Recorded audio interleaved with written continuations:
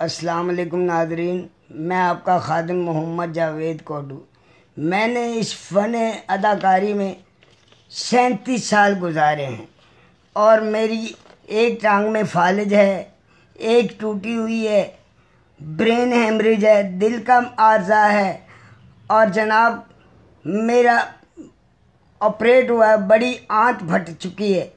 तो मुझे ये 5 मरले के घर में, जो कि मैं अपने अम्मी अब्बू के घर में रहता हूँ, तो मुझे सुई गैस का बिल 15,000, 13,000, 14,000, 21,000, अब 24,000 आ गए।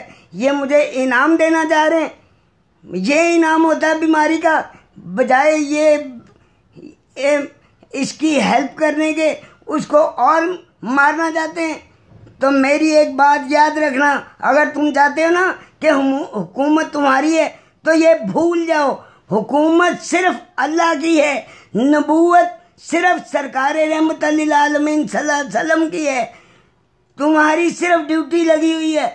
अगर तुम लोगों ने अच्छे काम किए तो दुआएं ले लोगे, अगर तुम लोगों ने अच्छे काम ना किए तो जो कुछ हो रहा है बद्दुआओं के साथ ये और होगा, जो तुम्हारी कब्रों में भी जाएगा। मैंने आज तक कभी किसी को बद्दुआ नहीं दी, मैं दिल से बद्दुआ दे रहा हूँ तुम लोगों को। मुझे सता के रख दिया तुम लोगों। 6 महीने से मैं घर में बैठा हूँ, मैं 4 साल से बीमार हूँ, मुझे ये इनाम दिया जा रहा है। शर्म आनी चाहिए कुछ।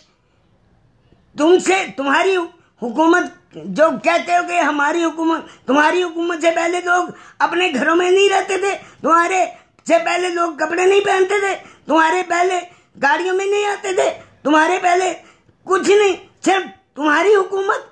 याद रखो, हुकूमत सिर्फ अल्लाह की है, सिर्फ अल्लाह की। ना तुम अल्लाह से छुप सकते हो ना भाग सकते हो, और जाना भी अल्लाह के पास है। किस मुंह के साथ सरकार रहमत लिल आलमीन सल्लल्लाहु अलैहि वसल्लम को अपना मुंह दिखाओगे कि हमने अवाम को इतना तंग किया, अब आप हमारी सिफारिश करें? शर्म आनी चाहिए।